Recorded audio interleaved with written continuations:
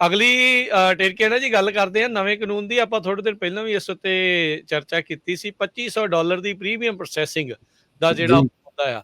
ਸੋ ਹੁਣ ਖਬਰਾਂ, ਰਿਊਮਰ, ਅਫਵਾਹਾਂ ਇਹ ਉੱਡ ਰਹੀਆਂ ਨੇ ਵੀ ਅਸਾਈਲਮ ਤੁਹਾਡਾ ਕਹਿੰਦੇ 6 ਮਹੀਨਿਆਂ ਦੇ ਵਿੱਚ ਹੋ ਜਾਊਗਾ $2500 ਜਿਹੜਾ ਉਹ ਦੇ ਕੇ। ਇਸ ਗੱਲ ਦੇ ਵਿੱਚ ਕੀ ਸੱਚਾਈ ਹੈ? ਕਿਹੜਾ ਨਵਾਂ ਰੂਲ ਆ ਜਿਸ ਦੇ ਬਾਰੇ ਇਸ ਟਾਈਮ ਚਰਚਾਵਾਂ, ਜਿਹੜਾ ਬਾਜ਼ਾਰ ਪੂਰਾ ਗਰਮ ਆ? ਜੀ, ਸੋ ਇੱਦਾਂ ਆ ਕਿ ਟਿਕਟੋਕ ਤੇ ਜਦੋਂ ਗੱਲਾਂ ਸੁਣਦੇ ਹੋ ਥੋੜਾ ਉਹਨੂੰ ਨਾ ਗ੍ਰੇਨ ਆਫ ਸਾਲਟ ਨਾਲ ਲੈ ਕੇ ਸੁਣਿਆ ਕਰੋ। ਮਤਲਬ ਕਿ ਉਹ ਗੱਲਾਂ ਦੇ ਵਿੱਚ ਸੱਚਾਈ ਨਹੀਂ ਹੁੰਦੀ। ਇਹ ਨਹੀਂ ਕਿ ਟਿਕਟੋਕ ਤੇ ਕਿਸੇ ਨੇ ਕਹਿ ਦਿੱਤਾ ਤੇ ਉਹ ਇਦਾਂ ਸੱਚ ਹੋ ਜਾਣਾ। ਜਿਹੜੀ ਖਬਰ ਆਈ ਉਹ ਕਿਸੇ ਹੋਰ ਚੀਜ਼ ਬਾਰੇ ਆਈ ਕਿ $2500 ਦੇ ਕੇ ਆਹ ਵਾਲੇ ਪ੍ਰੋਸੈਸ ਨੂੰ ਐਕਸਪੀਡਾਈਟ ਕਰ ਦਿਓ। ਉਹਦਾ ਟਿਕਟੋਕ ਤੇ ਹੋਰ ਹੀ ਕੁਝ ਬਣਾਤਾ ਉਹਨਾਂ ਨੇ ਕਿ ਬਈ $2500 ਦਿਓ, ਤੁਹਾਡਾ ਅਸਾਈਲਮ ਜਿਹੜਾ ਉਹ ਛੇਤੀ ਹੋ ਜਾਣਾ, 6 ਮਹੀਨੇ ਦੇ ਅੰਦਰ ਹੋ ਜਾਣਾ ਹਰੇਕ ਤੇ।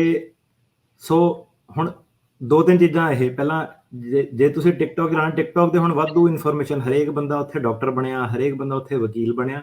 ਸੋ ਪਹਿਲਾਂ ਇਹ ਹੈ ਕਿ ਇਹ ਦੇਖੋ ਕਿ ਸਨਸਨੀ ਕੌਣ ਫੈਲਾਉਂਦਾ, ਤੇ ਉਹ ਤੁਸੀਂ ਚੈਨਲ ਭਾਵੇਂ ਅਨਸਬਸਕ੍ਰਾਈਬ ਕਰ ਦਿਓ, ਤੁਹਾਨੂੰ ਫਾਇਦਾ ਨਹੀਂ ਹੋਣਾ, ਉਹਦਾ ਨੁਕਸਾਨ ਨਹੀਂ ਹੋਣਾ।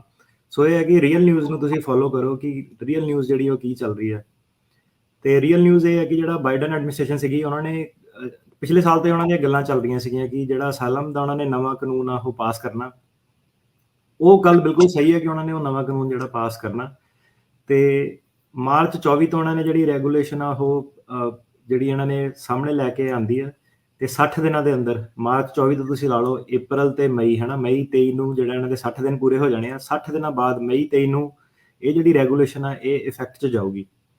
ਸੋ ਹੁਣ ਇਹ ਜਿਹੜੀ ਰੈਗੂਲੇਸ਼ਨ ਸੀਗੀ, ਇਹਨੂੰ ਪਿਛਲੇ ਸਾਲ ਇਹਨਾਂ ਨੇ ਅਗਸਤ 2021 ਦੇ ਵਿੱਚ ਪਬਲਿਕ ਕਮੈਂਟਸ ਵਗੈਰਾ ਜਿਹੜੇ ਰੂਲ ਮੇਕਿੰਗ ਪੀਰੀਅਡ ਦੇ ਵਿੱਚ ਜੋ ਵੀ ਉਹਨਾਂ ਦੀਆਂ ਫਾਰਮੈਲਿਟੀਜ਼ ਹੁੰਦੀਆਂ ਉਹ ਪਹਿਲਾਂ ਹੀ ਇਹਦੀਆਂ ਪੂਰੀਆਂ ਹੋ ਗਈਆਂ। ਸੋ ਹੁਣ ਇਹ ਮਈ ਦੇ ਵਿੱਚ ਇਹ ਜਿਹੜੀ ਰੈਗੂਲੇਸ਼ਨ ਆ ਇਨ ਇਫੈਕਟ ਜਿਹੜੀ ਚੱਲ ਜਾਣੀ ਆ। ਇਹ ਜਿਹੜੀ ਰੈਗੂਲੇਸ਼ਨ ਆ ਇਹਨੇ ਪੂਰੀ ਜਿਹੜੀ ਅਸਾਈਲਮ ਦੀ ਗੇਮ ਜਿਹੜੀ ਹੈਗੀ ਆ ਪੂਰੀ ਉਹਨੂੰ ਚੇਂਜ ਕਰ ਦੇਣਾ, ਮਤਲਬ A to Z। ਤੁਸੀਂ ਦੇਖੋਗੇ ਕਿਉਂ। ਸੋ ਕੀ ਸੀਗਾ ਕਿ ਜਿਹੜਾ ਅਸਾਈਲਮ ਸੀਕਰ ਜਿਹੜਾ ਹੈਗਾ ਬਾਰਡਰ ਤੇ ਜਦੋਂ ਆਉਂਦਾ, ਜਿਹੜੀ ਨਵੀਂ ਰੈਗੂਲੇਸ਼ਨ ਆ ਇਹਦੇ ਤਹਿਤ ਇਹਦਾ ਜਿਹੜਾ ਕੇਸ ਆ ਉਹ 6 ਮਹੀਨਿਆਂ 'ਚ ਪਾਸ ਹੋਊਗਾ। ਜਿਹੜਾ ਨਵਾਂ ਬੰਦਾ ਆਊਗਾ ਮਈ 23 ਤੋਂ ਬਾਅਦ, ਜਿਹੜੇ ਪੁਰਾਣੇ ਕੇਸ ਸੀਗੇ ਉਹ ਉਦਾਂ ਹੀ ਚੱਲਣੇ ਆ। ਸੋ ਕਿਸੇ ਵੀ ਬੰਦੇ ਲਈ ਕੋਈ ਵੀ ਇਦਾਂ ਦਾ ਰੂਲ ਨਹੀਂ ਆਇਆ ਕਿ $2500 ਦੇ ਕੇ ਤੁਸੀਂ ਆਪਣਾ ਕੇਸ ਛੇਤੀ ਕਰਾ ਲੈਣਾ। ਉਹ ਸਭ ਜਿਹੜੇ ਹੈਗੇ ਆ ਝੂਠ, ਅਫਵਾਹਾਂ। ਨਾ ਹੀ ਕਦੀ ਸਰਕਾਰ ਨੇ ਇਦਾਂ ਕਿਹਾ ਸੀਗਾ ਤੇ ਨਾ ਹੀ ਇਦਾਂ ਕਦੀ ਹੋ ਸਕਦਾ। $2500 ਤਾਂ ਹੁਣ ਲੋਕੀ ਜਿੱਥੇ ਹਜ਼ਾਰਾਂ ਡਾਲਰ, 20-30 ਹਜ਼ਾਰ $20,000 ਵਕੀਲਾਂ ਤੇ ਖਰਚ ਦਿੰਦੇ ਆ, $2500 ਦੇਣ 'ਚ ਕਿਸੇ ਨੂੰ ਵੀ ਕੋਈ ਪ੍ਰੋਬਲਮ ਨਹੀਂ ਹੋਣੀ। ਸੋ ਗੱਲ ਤਾਂ ਉੱਥੇ ਹੀ ਹੈ ਕਿ ਜੇ $2500 ਦੇ ਕੇ ਉਹ ਤੇਜ਼ ਕਰ ਦੇਣ, ਸਾਰਿਆਂ ਨੇ $2500 ਦੇ ਦੇਣੇ ਆ, ਫਿਰ ਸਿਸਟਮ ਤਾਂ ਉੱਥੇ ਹੀ ਖੜਾ। ਸੋ ਇਹ ਕੋਈ ਚੇਂਜ ਇਦਾਂ ਦੀ ਨਹੀਂ ਹੈਗੀ। ਜਿਹੜੀ ਚੇਂਜ ਉਹਨਾਂ ਦੀ ਇਹ ਹੈ ਕਿ ਨਵੇਂ ਸਿਸਟਮ ਦੇ ਥੱਲੇ ਜਿਹੜਾ ਮਈ 23 ਤੋਂ ਬਾਅਦ ਬੰਦਾ ਆਊਗਾ ਉਹਦਾ ਕੇਸ ਇਹ ਕਹਿੰਦੇ ਆ ਕਿ 6 ਮਹੀਨਿਆਂ ਦੇ ਵਿੱਚ ਆਪਾਂ ਡਿਸਾਈਡ ਕਰਨ ਦੀ ਕੋਸ਼ਿਸ਼ ਕਰਨੀ ਆ, ਅਪੋਜ਼ ਟੂ ਜਿਹੜਾ ਹੁਣ ਕਰੰਟ ਸਿਸਟਮ ਉਹਦੇ ਵਿੱਚ ਘੱਟੋ ਘੱਟ 3-4 ਸਾਲ ਜਾਂ ਜ਼ਿਆਦਾ ਲੱਗਦੇ ਆ। ਇਹਨਾਂ ਨੇ ਸਾਫ਼ ਕਿਹਾ ਕਿ ਜਿਹੜੀ ਇਹ ਰੈਗੂਲੇਸ਼ਨ ਆ ਇਹ ਸਿਰਫ ਜਿਹੜੇ ਨਵੇਂ ਲੋਕੀ ਆ ਰਹੇ ਆ, ਆਊਗੇ, ਉਹਨਾਂ ਤੇ ਅਪਲਾਈ ਕਰਦੀ ਆ। ਜਿਹੜੇ ਇਹ ਤਰੀਕ ਤੋਂ ਪਹਿਲਾਂ ਆਉਂਦੇ ਆ ਉਹਨਾਂ ਤੇ ਅਪਲਾਈ ਨਹੀਂ ਕਰਨੀ। ਸੋ ਇਹ ਜਿਹੜਾ ਸਿਸਟਮ ਜਿਹੜਾ ਹੈਗਾ, ਕਈ ਜਿਹੜੇ ਕਲੀਨ ਕੇਸ ਜਿਹੜੇ ਹੈਗੇ ਆ, ਸਲੈਮ ਡੰਕ ਜਿਹੜੇ ਅਸਾਈਲਮ ਦੇ ਕੇਸ ਹੈਗੇ ਆ, ਬੱਚਾ ਨਾਲਾ, ਘਾਲੀ ਨਾਲਾ, ਕੋਈ ਸੱਟ ਲੱਗੀ, ਇੰਜਰੀ ਲੱਗੀ ਆ, ਉਹਨਾਂ ਨੂੰ ਤਾਂ ਬਹੁਤ ਜ਼ਿਆਦਾ ਇਹਦਾ ਜਿਹੜਾ ਫਾਇਦਾ ਹੋਣਾ। ਪਰ ਜਿਹੜੇ ਥੋੜੇ ਜਿਹੇ ਡਿਫਿਕਲਟ ਕੇਸ ਆ, ਬਿਆਨ ਪ੍ਰੋਪਰ ਨਹੀਂ ਹੈ, ਉਹਨਾਂ ਦੇ ਲਈ ਇਹ ਹੋਰ ਜ਼ਿਆਦਾ ਮੁਸ਼ਕਿਲ ਹੋ ਜਾਣਾ। ਸੋ ਇਹ ਜਿਹੜਾ ਸਿਸਟਮ ਜਿਹੜਾ ਨਵਾਂ ਹੈਗਾ, ਇੱਕ ਪਾਸੇ ਤੁਸੀਂ ਕਹਿੰਦੇ ਹੋ ਕਿ ਚੱਲ ਬਈ ਸ਼ੁਕਰ ਆ, ਬਹੁਤ ਛੇਤੀ ਜਿਹੜਾ ਹੈਗਾ ਉਹ ਕੇਸ ਪਾਸ ਹੋ ਜਾਣੇ, ਵਧੀਆ ਗੱਲ ਆ। ਤਾਂ ਤੁਹਾਨੂੰ ਅੱਜ ਇਹ ਦੱਸਾਂਗੇ ਕਿ ਇਹ ਵਧੀਆ ਗੱਲ ਕਿਉਂ ਨਹੀਂ ਹੈਗੀ।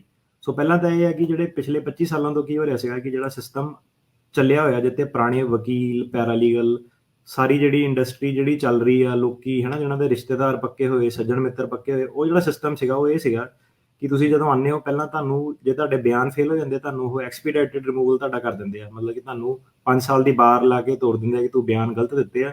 ਇਹਦੇ ਵਿੱਚ ਤੁਹਾਡੇ ਕੋਲ ਇੱਕ ਚਾਂਸ ਹੁੰਦਾ ਸੀਗਾ। ਸੋ ਬਿਆਨ ਨੂੰ ਕਹਿੰਦੇ ਕ੍ਰੈਡੀਬਲ ਫੇਅਰ ਇੰਟਰਵਿਊ। ਸੋ ਕ੍ਰੈਡੀਬਲ ਫੇਅਰ ਇੰਟਰਵਿਊ ਜਦੋਂ ਤੁਸੀਂ ਫੇਲ ਕਰ ਜਾਂਦੇ ਸੀਗੇ, ਤੁਹਾਨੂੰ ਇਮੀਗ੍ਰੇਸ਼ਨ ਜੱਜ ਮੋਰੇ ਇੱਕ ਵਾਰੀ ਤੁਹਾਨੂੰ ਹੋਰ ਚਾਂਸ ਮਿਲਦਾ ਸੀਗਾ। ਜੇ ਤੁਸੀਂ ਇਮੀਗ੍ਰੇਸ਼ਨ ਜੱਜ ਮੋਰੇ ਵੀ ਫੇਲ ਹੋ ਜਾਂਦੇ ਹੋ ਤਾਂ ਤੁਹਾਨੂੰ ਉਹ ਵਾਪਸ ਭੇਜ ਦਿੰਦੇ ਸੀਗੇ।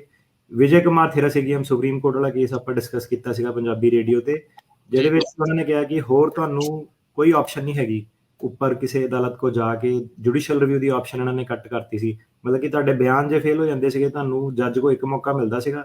ਜੇ ਜੱਜ ਨੇ ਤੁਹਾਡੇ ਬਿਆਨ ਫੇਲ ਕਰਤੇ ਤਾਂ ਫਟਾਫਟ ਤੁਹਾਨੂੰ ਜਿਹੜਾ ਡਿਪੋਰਟ ਕਰ ਦਿੱਤਾ ਜਾਂਦਾ ਸੀਗਾ ਜੀ। ਇਹਦੇ ਵਿੱਚ ਇਹ ਸੀਗਾ ਕਿ ਜਿਹੜੇ ਬਿਆਨ ਪਾਸ ਹੋ ਜਾਂਦੇ ਸੀਗੇ ਤੇ ਜਾਂ ਫਿਰ ਜਿਹੜਾ ਉਹ ਵਾਲਾ ਬੰਦਾ ਜਿਹਨੂੰ ਕਿ ਚੌਂਕੀ ਤੋਂ ਕਹਿ ਲਓ, ਕਹਿੰਦੇ ਕਿ ਚੌਂਕੀ ਤੋਂ ਛੱਡਤਾ ਨਾ, ਜਿਹਨੂੰ ਮਤਲਬ ਕਿ ਆ ਸਿਸਟਮ ਦੇ ਵਿੱਚ ਨਹੀਂ ਪਾਇਆ, ਤਾਂ ਉਹ ਜਿਹੜਾ ਬੰਦਾ ਉਹਨੂੰ ਉਹ ਸਿੱਧੇ ਜਿਹੜਾ ਇਮੀਗ੍ਰੇਸ਼ਨ ਜੱਜ ਮੋਰੇ ਜਿਹੜਾ ਰੈਗੂਲਰ ਸਾਡਾ ਜਿਹੜਾ ਕੇਸ ਚੱਲਦਾ San Francisco immigration court, New York immigration court, ਉਹ ਜੱਜਾਂ ਮੋਰੇ ਇਹਨਾਂ ਨੂੰ ਭੇਜਦੇ ਸੀਗੇ। ਉਹ ਜਿਹੜਾ ਸਿਸਟਮ ਸੀਗਾ ਉਹ 3-4 ਸਾਲ ਦਾ ਘੱਟੋ ਘੱਟ ਜਿਹੜਾ ਤੁਹਾਨੂੰ ਟਾਈਮ ਮਿਲ ਜਾਂਦਾ ਸੀਗਾ ਕੇਸ ਪ੍ਰਿਪੇਅਰ ਕਰਨ ਦਾ, ਆਪਣੇ ਡਾਕੂਮੈਂਟ ਸਬਮਿਟ ਕਰਨ ਦਾ, ਵਕੀਲ ਨੂੰ ਮਿਲਣ ਦਾ, ਬਹਿ ਕੇ ਗੱਲ ਕਰਨ ਦਾ, ਕੇਸ ਬਣਾਉਣ ਦਾ, ਪ੍ਰੈਜ਼ੈਂਟ ਕਰਨ ਦਾ। ਸੋ ਜਿਹੜਾ ਨਵਾਂ ਰੂਲ ਆ ਹੁਣ ਇਹਦੇ ਵਿੱਚ ਕੀ ਹੋਣਾ ਕਿ ਜਿਹੜਾ ਬੰਦਾ ਜਿਹੜੇ ਆਹ ਬਿਆਨ ਆ ਕ੍ਰੈਡੀਬਲ ਫੀਅਰ ਇੰਟਰਵਿਊ ਜਿਹਨੂੰ ਕਹਿੰਦੇ ਆ, ਇਹ ਜਦੋਂ ਬੰਦਾ ਪਾਸ ਕਰ ਜਾਂਦਾ ਉਹਨੂੰ ਇਮੀਗ੍ਰੇਸ਼ਨ ਜੱਜ ਮੋਰੇ ਨਹੀਂ ਉਹਨਾਂ ਨੇ ਭੇਜਣਾ। ਉਹ ਕਹਿੰਦੇ ਉਹਨੂੰ ਉਹਨਾਂ ਨੇ ਨਾਮ ਰੱਖਿਆ ਅਸਾਈਲਮ ਮੈਰਿਟਸ ਇੰਟਰਵਿਊ, ਮਤਲਬ ਕਿ ਜਿਹਨੂੰ ਕਹਿੰਦੇ ਆ ਫਾਈਨਲ ਹੀਅਰਿੰਗ। ਉਹ ਕਹਿੰਦੇ ਕਿ ਇੱਕ ਵਾਰੀ ਜਦੋਂ ਤੁਹਾਡੇ ਬਿਆਨ ਪਾਸ ਹੋ ਗਏ ਤਾਂ ਤੁਹਾਨੂੰ ਆਪਾਂ ਜੱਜ ਮੋਰੇ ਨਹੀਂ ਭੇਜਣਾ, ਤੁਹਾਨੂੰ ਆਪਾਂ ਅਸਾਈਲਮ ਆਫਿਸ ਦੇ ਮੋਰੇ ਭੇਜਣਾ। 21 ਤੋਂ 45 ਦਿਨ ਦਾ ਇਹਨਾਂ ਨੇ ਟਾਈਮ ਫਰੇਮ ਰੱਖਿਆ ਕਿ ਤੁਹਾਡੇ ਬਿਆਨ ਪਾਸ ਹੋਣ ਤੋਂ ਬਾਅਦ 21 ਤੋਂ 45 ਦਿਨ ਦੇ ਵਿੱਚ ਤੁਹਾਨੂੰ ਜਿਹੜੀ ਕ੍ਰੈਡੀਬਲ ਫੀਅਰ ਇੰਟਰਵਿਊ ਤੋਂ ਬਾਅਦ ਤੁਹਾਨੂੰ ਅਸਾਈਲਮ ਆਫਿਸਰ ਦੇ ਮੋਰੇ ਤੁਹਾਡੀ ਪੇਸ਼ੀ ਹੋਣੀ ਹੈ।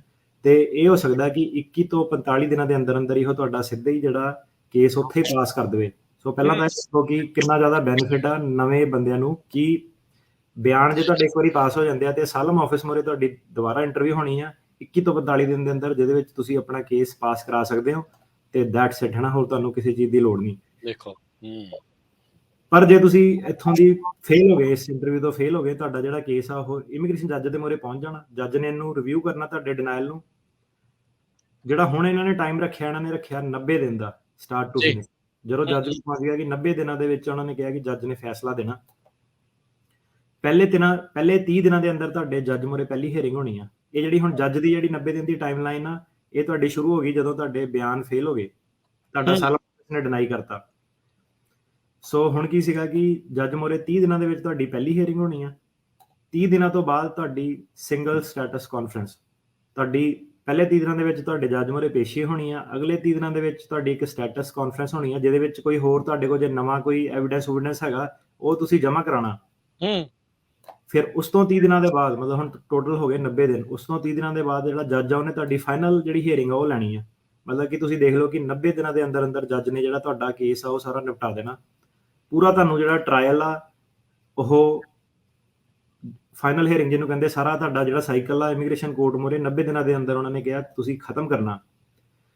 ਤੇ ਇਹਦੇ ਵਿੱਚ ਬਸ ਉਹਨਾਂ ਨੇ ਇੱਕ ਛੋਟ ਦਿੱਤੀ ਹੈ ਕਿ ਤੁਸੀਂ 30 ਦਿਨ ਹੋਰ ਜੱਜ ਕੋਲ ਲੈ ਸਕਦੇ ਹੋ ਕਿ ਮੈਨੂੰ 30 ਦਿਨ ਹੋਰ ਦਿਓ, ਮੇਰਾ ਜਿਹੜਾ ਐਵੀਡੈਂਸ ਆ ਉਹ ਇਕੱਠਾ ਨਹੀਂ ਹੋਇਆ, 30 ਦਿਨ ਮੈਨੂੰ ਹੋਰ ਚਾਹੀਦੇ ਆ। ਸੋ ਮਤਲਬ 90 ਦਿਨ ਦੇ ਤੁਹਾਡੇ 120 ਦਿਨ ਬਣ ਸਕਦੇ ਆ, 4 ਮਹੀਨੇ। ਠੀਕ ਆ। ਸੋ ਹੁਣ ਇਸ ਚੀਜ਼ ਦੇ ਵਿੱਚ ਕੀ ਸੀਗਾ ਕਿ ਇਹ ਜਿਹੜਾ ਸਕੈਜੂਲ ਆ ਤੁਸੀਂ ਦੇਖੋ ਕਿ ਇਹ ਬਹੁਤ ਜ਼ਿਆਦਾ ਤੇਜ਼ ਆ। ਹੁਣ ਇਹਦੇ ਵਿੱਚ ਜਿਹੜੇ ਬਾਕੀ ਲੋਕੀ ਲਟਕੇ ਆ ਉਹ ਤਾਂ ਖੁਸ਼ ਹੋ ਰਹੇ ਹੋਣੇ ਕਿ ਯਾਰ ਬਹੁਤ ਵਧੀਆ ਹੋਇਆ, ਸਾਡੇ 10 ਸਾਲ ਹੋ ਗਏ ਏਦਾਂ ਫਲਾਨਾ ਟਾਈਮ ਕਰਨਾ। ਪਰ ਤੁਸੀਂ ਜੇ ਹੁਣ ਇਹਨੂੰ ਆਪਾਂ ਬ੍ਰੇਕ ਡਾਊਨ ਕਰੀਏ ਕਿ ਲੌਜਿਸਟਿਕਲੀ ਪ੍ਰੋਬਲਮ ਜਿਹੜੀ ਆ ਉਹ ਕੀ ਆ, ਕਿੱਥੇ ਆ।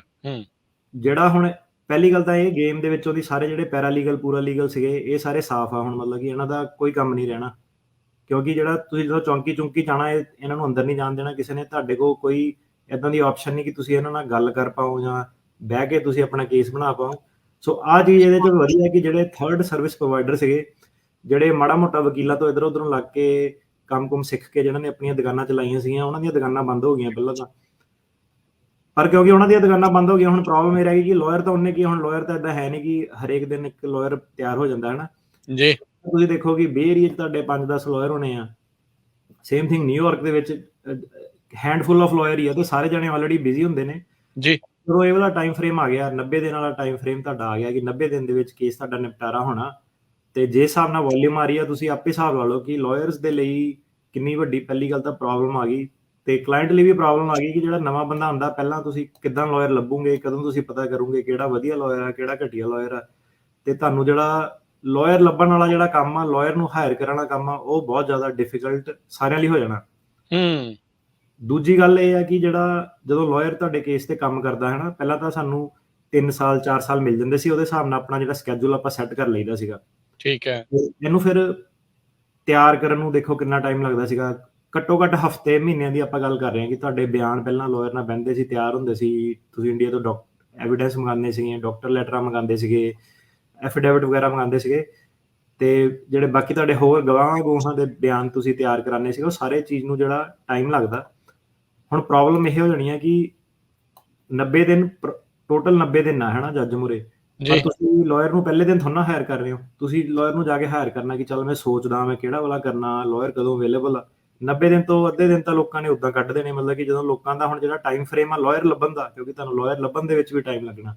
ਜੀ ਸੋ ਸਭ ਤੋਂ ਪਹਿਲਾਂ ਤਾਂ ਇਹ ਹੈ ਕਿ ਲਾਸਟ ਮਿੰਟ ਤੇ ਬਹੁਤ ਲੋਕੀ ਆਉਂਦੇ ਕਿ ਮੇਰਾ ਕੇਸ ਕਰ ਦਿਓ, ਮੇਰਾ ਕੇਸ ਕਰ ਦਿਓ। ਇੱਕ ਤਾਂ ਇਹ ਹੈ ਕਿ ਸਿਸਟਮ ਜਿਹੜਾ ਉਹ ਖਰਾਬ ਹੋ ਜਾਣਾ ਥੋੜਾ ਜਿਹਾ, ਓਵਰਲੋਡ ਹੋ ਜਾਣਾ। ਓਵਰਲੋਡ ਹੋ ਜਾਣਾ। ਕਲਾਇੰਟ ਹੁਣੇ ਤਾਂ ਕੋਰਟ ਦੇ ਵਿੱਚ ਹੀ ਸੀਗਾ, ਇਹ ਕਲਾਇੰਟਾਂ ਦੇ ਐਂਡ ਤੇ ਵੀ ਉਹਨਾਂ ਨੂੰ ਪ੍ਰੋਬਲਮ ਆ ਜਾਣੀ ਹੈ ਵਕੀਲ ਲੱਭਣ ਦੀ, ਵਕੀਲਾਂ ਦੇ ਐਂਡ ਤੇ ਵੀ ਬਹੁਤ ਵੱਡੀ ਪ੍ਰੋਬਲਮ ਆ ਜਾਣੀ ਹੈ ਕਿ ਹੁਣ ਇੱਕ ਬੰਦਾ 30 ਦਿਨ ਪਹਿਲਾਂ ਆ ਗਿਆ, ਪਰ ਹੁਣ ਲਾਇਰ ਕੋਲ ਇੱਕ ਬੰਦਾ 5 ਦਿਨ ਪਹਿਲਾਂ ਆ ਗਿਆ, ਮਿੰਤਾ ਪਾਓਗੇ ਮੇਰਾ ਕੇਸ ਕਰੋ, ਮੇਰਾ ਕੇਸ ਕਰੋ। ਹੁਣ ਲਾਇਰ ਕਿੱਦਾਂ ਹੈਂਡਲ ਕਰੂਗੇ? ਫਿਰ ਦੂਜੀ ਗੱਲ ਇਹ ਆ ਕਿ ਕਲਾਇੰਟ ਨਾਲ ਤਾਂ ਆਲਰੇਡੀ ਬੜਾ ਔਖਾ, ਉਹ ਡਾਕੂਮੈਂਟ ਇੰਡੀਆ ਤੋਂ ਮੰਗਾ, ਇੱਥੋਂ ਮੰਗਾ, ਉੱਥੋਂ ਮੰਗਾ।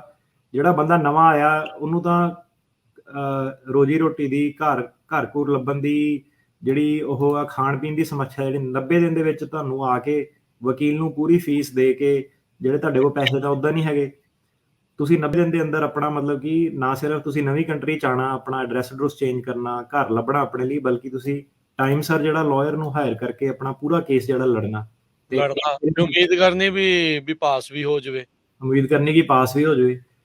ਸੋ ਇਹ ਮੇਰੇ ਹਿਸਾਬ ਨਾਲ ਤਾਂ ਕੋਈ ਵਧੀਆ ਰੂਲ ਨਹੀਂ ਆ। ਲੋਕੀ ਇਹਦੀ ਬੜੀ ਖੁਸ਼ੀ ਮਨਾ ਰਹੇ ਆ ਟਿਕਟੌਕ ਤੇ ਕਿ ਇਹ 6 ਮਹੀਨੇ ਦੇ ਵਿੱਚ ਹੁਣ ਆ ਜਾਣਾ, ਸਿਸਟਮ ਵਧੀਆ ਹੋ ਜਾਣਾ।